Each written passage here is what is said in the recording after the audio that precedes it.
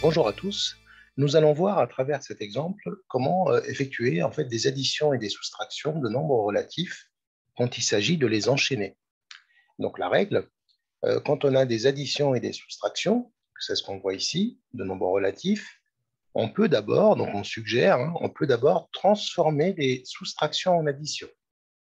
C'est-à-dire, vous commencez par lire votre expression, votre calcul, et dès que vous avez des soustractions, vous commencez d'abord par transformer les soustractions en addition. Comme ça, à la fin, vous n'avez que des additions. Ensuite, vous allez tout simplement regrouper les nombres positifs entre eux et les nombres négatifs entre eux. Je vois qu'il y a une erreur ici, donc c'est positif. Voilà. On va le mettre en rouge. Donc, je répète, première chose à faire, on doit d'abord transformer les soustractions en addition. Quand on a des additions et des soustractions comme ceci, on transforme d'abord les soustractions en addition, parce que soustraire un nombre relatif, pour nous, c'est additionner son opposé. Donc, quand on transforme, on va tout simplement additionner l'opposé du nombre qu'on soustrait. Ensuite, il suffit de regrouper les positifs entre eux et les négatifs entre eux. Après, il y a juste à additionner les distances à zéro et de reporter le signe. C'est ce qu'on va voir à travers cet exemple. Eh bien, l'expression A, c'est moins 1 plus 3, moins 7, plus moins 2, plus moins 5, plus moins 4. Donc, commençons d'abord par transformer cette soustraction. Donc, tout ce que je ne touche pas, je le réécris. Moins 1 plus 3. Moins 7 devient, donc, soustraire un relatif, c'est additionner son opposé. Ça devient plus 7. Ensuite, c'est une addition. Donc, les additions, on ne les touche pas. Plus moins 5, plus moins 4. C'est fini, je compte combien de termes j'ai. 1, 2, 3, 4, 5, 6. J'en ai toujours 1, 2, 3, 4, 5, 6. La différence entre ces deux écritures, c'est qu'ici, j'ai que des additions. Alors maintenant, je vais mettre les négatifs ensemble. Donc, étant donné que c'est une somme, je peux bouger les termes de leur place. Ce n'est pas un problème. C'est que 3 plus 2, c'est la même chose que 2 plus 3. Donc, j'ai moins 1. Le moins 2, je vais le mettre devant. Plus moins 2.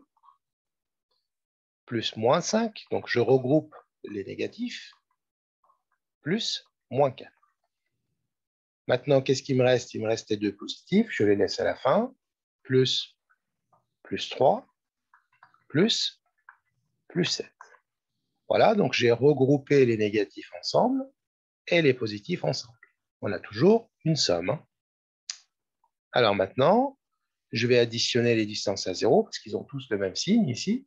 Donc, il suffit de reporter le signe moins qui est ici et additionner les distances à zéro, c'est-à-dire 1 plus 2, ça fait 3, plus 5, ça fait 8, plus 4, ça fait 12. Donc, ce qui me fait moins 12. Plus, pareil, j'additionne les distances à zéro. Donc, le résultat, je reporte le signe, ça sera un positif. 3 plus 7, ça fait 10. Et donc, ça va me faire moins 12 plus 10.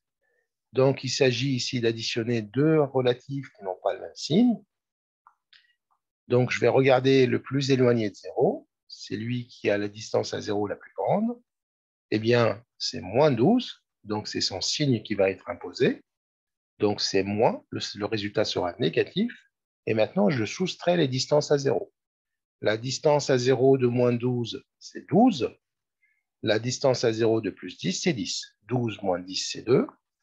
Et on a reporté le signe moins du nombre moins 12, puisqu'il a la plus grande distance à 0. On a fini. Le résultat final, c'est moins 2. Donc voilà, c'est une méthode qui marche assez bien et qui nous facilite la tâche. Donc on transforme d'abord les soustractions en addition. Ensuite, on regroupe les positifs ensemble et les négatifs ensemble. Et on se retrouve avec une addition de deux nombres relatifs qu'on sait faire sans aucun problème. On va faire le deuxième exemple. Donc, c'est pareil. Donc, je commence d'abord par lire mon expression, mon calcul. Donc, j'ai ce calcul à faire. Moins 17 plus 6, plus moins 1, moins 15, tiens. Donc, j'ai une soustraction. Donc, il faudra que je la transforme. Et une deuxième aussi, moins 9. Alors, transformons les soustractions en addition. Donc, d'abord, tout ce que je ne touche pas, je le réécris. Le moins 17, il va rester à sa place. Le plus 6 aussi. Plus moins 1. Alors maintenant, moins 15, donc j'additionne l'opposé de moins 15. L'opposé de moins 15, c'est plus 15. Ensuite, pareil pour moins 9. Donc, je transforme cette soustraction. Donc, ça devient plus. L'opposé de moins 9, c'est plus 9. Donc, plus 9. Maintenant, j'ai que des additions de partout. Je vais regrouper les termes de même signe ensemble. Donc, je commence par les négatifs. Moins 17 plus moins 1 plus 6 plus 15 plus 9. Je finis par les positifs. Alors, je me fais de la place un petit peu. Voilà. Alors, donc du coup, ici, j'aurai 17 plus 1, ça fait 18. 18 plus 6, non, et j'ai que deux négatifs, pardon. Donc, moins 17, moins 1. Donc, 17 plus 1, ça fait 18. Moins 1, avec le signe négatif, pardon. Ce qui nous fait moins 18. Donc, j'ai additionné deux négatifs, le même signe, hein, donc deux négatifs. J'additionne tout simplement les distances à 0 et je reporte le signe. 17 plus 1, ça fait 18 et je reporte le moins. Ensuite, j'ai trois positifs. Donc, j'ai un plus. Donc, 6 plus 15, ça fait 21. J'additionne les distances à 0, là. Donc, 6 plus 15, ça fait 21. Plus 9, ça fait 30. Donc, plus 30. Et là, donc pareil, donc j'ai une somme de deux nombres relatifs. Ils n'ont pas le même signe. Donc, je vais soustraire les distances à 0. 30 moins 18, ce qui nous fait 12. Et je n'oublie pas de reporter le signe du nombre qui a la distance à 0 la plus grande. Donc, c'est plus 30, son signe est positif, plus 12, qu'on peut écrire aussi également 12. On sait qu'on peut simplifier plus 12 en 12, ça n'a pas d'incidence, étant donné qu'il est positif. Voilà pour le deuxième exemple. Eh bien, on va faire le troisième exemple en appliquant donc la même stratégie.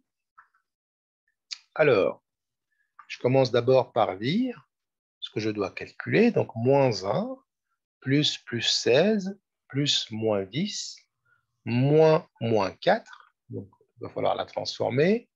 Plus 8. Tout ce que je ne transforme pas, je le réécris. Donc, moins 1, plus 16, plus moins 10. Et une transformation. Donc, soustraire moins 4, ça revient à additionner l'opposé de moins 4, c'est-à-dire plus 4. Et on finit avec plus 8.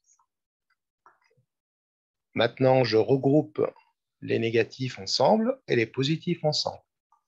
Donc, j'ai moins 1 plus moins 10, j'en ai 2. Le plus 16, il passe après. Plus 16, plus 4, plus 8. Alors, j'ai un terme, deux termes, trois termes, 4, 5 termes. 1, 2, 3, 4, 5. J'en ai oublié aucun, donc tout va bien. Ensuite, donc moins 1 plus moins 10, le résultat sera négatif. Et j'additionne les distances à 0. 1 plus 10, ça fait 11. Je continue. Plus. Donc là, j'ai que des positifs, donc je sais que c'est positif. J'additionne les distances à 0. 16 plus 4, ça fait 20. 20 plus 8, ça fait 28. Voilà.